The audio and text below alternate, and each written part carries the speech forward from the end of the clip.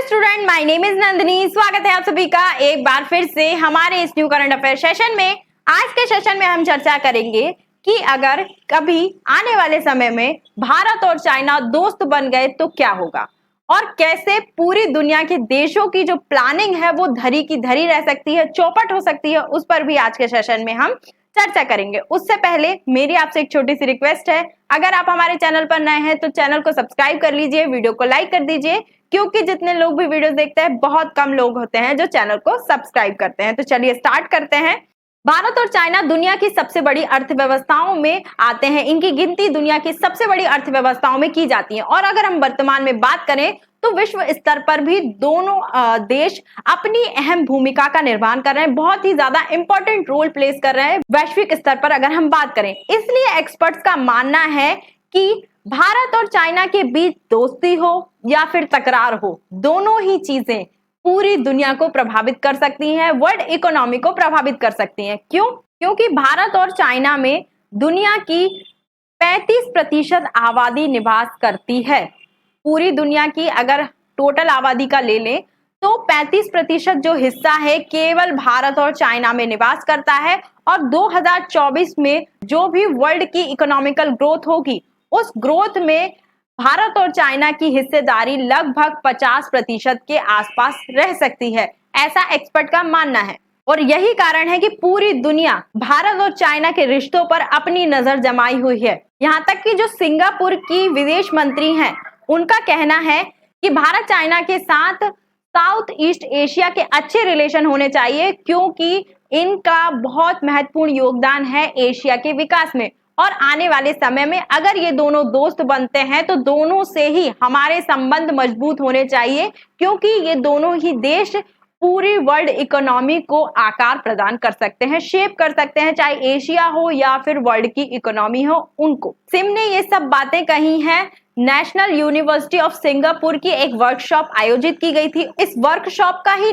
विषय जो था वो था चीन भारत, वैश्विक अर्थव्यवस्था को आकार देने वाले दो बड़े देश। ठीक है, तो इन दोनों देशों के रिलेशन पर, इनके तकरार पर, इनके संघर्ष पर, इनकी दोस्ती से पूरी दुनिया पर क्या असर पड़ सकता है, उसी सभी चीजों के ऊपर ये जो वर्कशॉप है वो आयोजित की गई थी। भारत चाइना के कैसे रिलेशन है हम सभी जानते हैं। भारत और चाइना के बीच जो सीमा है वहां पर विवाद चलता रहता है, कॉन्फ्लिक्ट चलता रहता है, क्योंकि चीन सीमा को लेकर बहुत ज्यादा आक्रामक रहता है। दूसरे देशों की सीमा में घुसपैठ करना, दूसरे देशों के टेरिटरी हो या फिर एरियाज हैं उनको कब्जाना चीन की प्रवृत्ति रही है। वहीं अगर हम व्यापार की बात करें, भारत और चीन के बीच जब व्यापार की बात आती है तो दोनों के जो संबंध है थोड़े सामान्य से हो जाते हैं, लेकिन चीन की पहचान एक ऐसे देश के रूप में की जाती है जो एक ओर से तो आपसे हाथ बढ़ाता है हाथ मिलाने के लिए, वहीं दूसरे हाथ में वो चाकू रखता है वार करने के लिए। और भारत चाइना की इस प्रवृत्ति से बहुत ज्यादा अच्छे तरीके से वाकिफ है।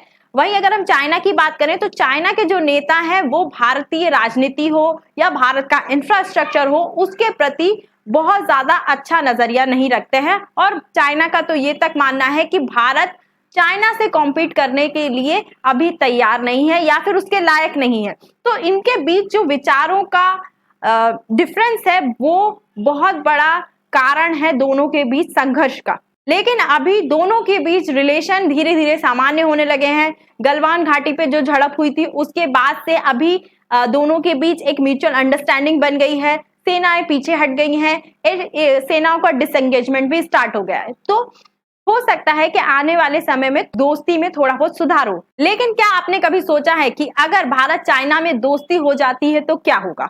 अगर भारत और चाइना के बीच कभी दोस्ती हो जाती है तो ये दोनों के लिए फायदेमंद होगा। कैसे फायदेमंद होगा? एक तो दोनों के बीच जो व्यापार है वो बढ़ेगा, साथ ही निवेश भी बढ़ेगा, है ना। और जो नागरिक हैं चाहे वो भारत के हो या चाइना के हो उनको रोजगार मिलेगा। ठीक है, क्योंकि व्यापार बढ़ेगा, निवेश बढ़ेगा और भी ज्यादा इंडस्ट्रियलाइजेशन होगा, नई नई कंपनियां खुलेंगी, तो उनमें भारत और चाइना के जो नागरिक हैं उनको रोजगार मिल सकता है। तो ये भारत के लिए और चाइना के लिए भी फायदेमंद हो सकता है। तथा व्यापार और निवेश बढ़ने से दोनों देशों की जो आर्थिक स्थिति है वो भी और ज्यादा मजबूत होगी, आर्थिक रूप से और भी ज्यादा पावरफुल हो जाएंगे भारत और चाइना। तथा भारत और चाइना के साथ आने से चाहे वो यूएसए हो या फिर वेस्टर्न वर्ल्ड की कंट्रियां हो, यूरोपीय यूनियन हो, ये जो भी प्लान बना रही हैं इंडिया और चाइना को काउंटर करने का, इनकी ये प्लानिंग पूरी चौपट पड़ जाएगी, धरी की धरी रह जाएगी। क्योंकि हम सब जानते हैं जो यूएसए है वो कहीं ना कहीं भारत का यूज करना चाहता है चाइना को काउंटर करने के लिए। वहीं भारत को भी कई प्रकार से कंट्रोल करने की, भारत पर भी कई प्रकार से दबाव बनाने की कोशिश की जाती है। तो अगर इन दोनों की दोस्ती हो जाती है तो इनके बीच जो संघर्ष है उसका फायदा वेस्टर्न कंट्रियां नहीं उठा पाएंगी। और वहीं अगर हम एशिया की बात करें तो एशिया में हम सभी जानते हैं चाइना एक सुपर पावर है। भारत भी अभी ऑस्ट्रेलिया के द्वारा जो एक ऑस्ट्रेलिया के एक इंस्टीट्यूट ने अपनी एक रिपोर्ट प्रस्तुत की थी, उस रिपोर्ट के हिसाब से भारत भी तीसरे नंबर का सुपर पावर है। तो एशिया को दो बड़े सुपर पावर मिल जाएंगे और इनकी इकोनॉमिकल ग्रोथ भी अच्छी है, तो इकोनॉमिकल भी एशिया है उसका डेवलपमेंट होगा। भारत चाइना की दोस्ती से रशिया को भी फायदा होगा, क्योंकि दो जो दोस्त हैं जो कि अभी जिनके बीच कॉन्फ्लिक्ट चलता है उनके बीच दोस्ती कराने के लिए रशिया भी बहुत ज्यादा उत्सुक है, तो रशिया को भी इससे फायदा होगा। ठीक है, वहीं अगर हम जो भारत के पड़ोसी देश हैं जैसे बांग्लादेश हो, मालदीव हो, श्रीलंका हो, नेपाल हो, जो कभी चाइना की और कभी भारत की ओर लुढ़कते रहते हैं बिन पेंदी के लोटे की तरह, उनको एक डायरेक्शन मिल जाएगी कि हमें दोनों से ही अपने संबंध अच्छे करके रखने हैं। वहीं अगर हम पाकिस्तान की बात करें तो पाकिस्तान का तो पहले से ही बेड़ा गर्क है, तो उसका तो कुछ नहीं हो सकता। तो ये सारे बदलाव आ सकते हैं भारत और चाइना की दोस्ती से। ठीक है, तो आज के सेशन में इतना ही। आई होप आपको ये वीडियो अच्छी लगी होगी। वीडियो अच्छी लगी है तो चैनल को सब्सक्राइब कर लीजिए, वीडियो को लाइक कर दीजिए और अधिक जानकारी के लिए आप हमारे टेलीग्राम ग्रुप या व्हाट्सएप ग्रुप से जुड़ सकते हैं। Thank you.